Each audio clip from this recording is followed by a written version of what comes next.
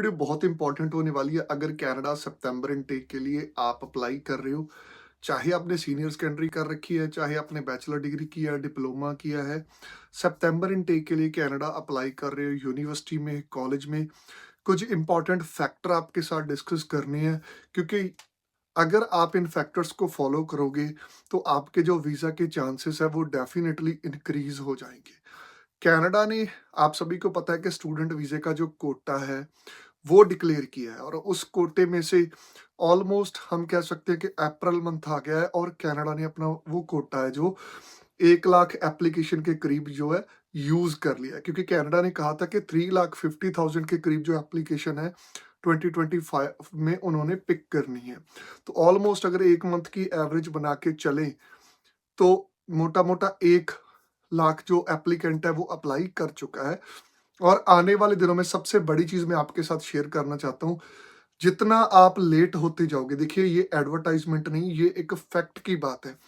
सितंबर intake के लिए जितना आप लेट होते जाओगे, उतना जो कनाडा का वीजा कोटा है वो कम होता जाएगा।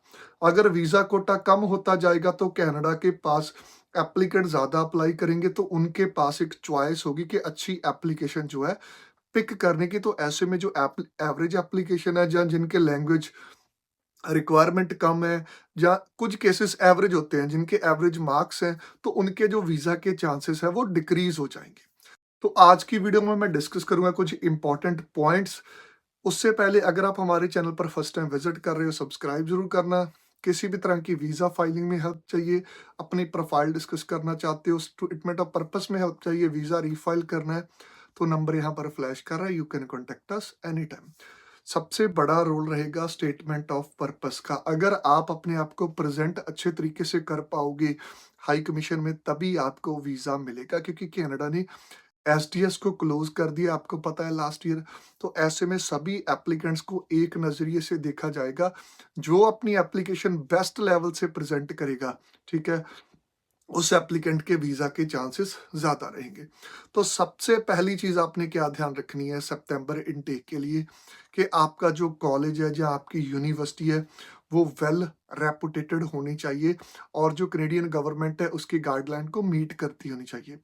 दूसरा आ जाता है कोर्सेज। क्योंकि कनाडा ने ये चीज़ कही है कि आने वाले दिनों में जो लिस्ट जारी की है 900 प्लस कोर्सेज की, कोर्स उसमें से ही चूज करना, तब ही पोस्ट ग्रेजुएशन वर्क परमिट मिलेगा, तब ही वीजा के चांसेस इंक्रीज हो जाएंगे। तीसरा आ जाता है आपकी प्रोफाइल को लेकर। इसमें कनाडा गवर्नमेंट का रोल नहीं है, कंसल्टेंट का रोल नहीं है, आपका रोल है। सबसे पहले तो अगर आपके जो आपने स्कूलिंग की है, एकेडमिक क्वालिफिकेशन है, उसमें आपकी परसेंटेज अच्छी होनी चाहिए। इस चीज़ का ध्यान रखना है कि सीनियर सेकेंडरी में जो आपके कोर सब्जेक्ट हैं, जैसे फिजिक्स हो गया, केमिस्ट्री हो गया, मैथमेटिक्स हो गया, इकोनॉमिक्स हो गया, ठीक है, डिफरेंट डिफरेंट स्ट्रीम में, तो उसके हिसाब से आप अपना कोर्स सेलेक्ट करें। ये ना हो कि आपका जो कोर सब्जेक्ट है, फॉर फॉर एग्जांपल आप इकोनॉमिक्स के रिलेटेड आप कोर्स ले रहे हो और आपका जो कोर सब्जेक्ट है उसमें मार्क्स कम है, तो वीज़ा के चांस कम रह जाएंगे। क्योंकि वीज़ा ऑफिसर को लगेगा कि इसकी प्रोग्रेशन नहीं है, पहले भी ये इस चीज़ में वीक थे। तो इन चीज़ों का ध्यान रखना है 12th के बिहाफ के ऊपर जो भी कोर्स आप ले रहे हो। सेम चीज़ डिग्री वालों लोगों के ऊपर अप्लाई होती है। आपने बैचलर डिग्री कर रखी है, आप मास्टर प्रोग्राम के लिए जा रहे हो, या आप बैचलर प्रोग्राम के लिए जा रहे हो, जिन सब्जेक्ट के बिहाफ के ऊपर अगर आप अपना कोर्स सिलेक्ट कर रहे हो, वो मैच होते होने चाहिए, उनकी परसेंटेज मैच होनी होती चाहिए। अगर नहीं मैच कर रही, उसको अच्छे से एक्सप्लेन करो। एक्सप्लेन करने में कोई हेल्प चाहिए, आप हमें कॉन्टेक्ट कर सकते हो। लैंग्वेज एबिलिटी बहुत मैटर करेगी, क्योंकि रिसेंटली जो रिफ्यूज़ल आ रही है, बच्चे हमारे साथ शेयर कर रहे हैं, visa officer purpose of visit के अलावा ये चीज़ कह रहा है कि आपकी जो लैंग्वेज एबिलिटी है वो कोर्स के हिसाब से मीट नहीं कर रही। तो ऐसे में ये चीज़ सर्च करें जब भी आप अपनी एप्लीकेशन अप्लाई कर रहे हैं, कि जो आपके आइल्स के या पीटी के स्कोर है, रीडिंग हो गया, लिसनिंग हो गया, राइटिंग हो गया, स्पीकिंग हो गया, क्या वो मैच कर रहे हैं आपकी कोर्स की रिक्वायरमेंट के हिसाब से। उस चीज़ को प्रॉपर आपने अपनी एप्लीकेशन में दिखाना है, तब जाके वीज़ा ऑफिसर सेटिस्फाई होगा। उसके बाद आ जाता है आपके फंड। ये बहुत बड़ा की फैक्टर है, क्योंकि कनाडा ने जीआईसी मैंडेटरी नहीं किया, बहुत ज़्यादा लोग जीआईसी नहीं लगा रहे हैं। कोशिश करें अपनी एप्लीकेशन को जैसे एसडीएस में प्रेजेंट करते थे वैसे ही प्रेजेंट करें, प्लस सेकंड ईयर की फीस है जो एडिशनल फंडिंग साथ में दिखाएं, तब वीज़ा के चांस इंक्रीज़ होंगे, क्योंकि उसको आप खुल के एसओपी में एक्सप्लेन कर सकते हो। कनाडा में करंट वर्क की सिचुएशन भी डिफ़िकल्ट है, और कुछ केसेस में ये भी रिफ्यूज़ल रीज़न आया है कि कनाडा में अगर आपको काम नहीं मिला, तो सेकंड ईयर की फीस आप कैसे पे करोगे? तो ऐसे में जीआईसी 1 साल की, 1 साल की फीस, सेकंड ईयर की फीस आपको दिखानी पड़ेगी। बट जो भी बंदा सेकंड ईयर की फीस आपकी दिखा रहा है, उसकी इनकम है जो अच्छी होनी चाहिए।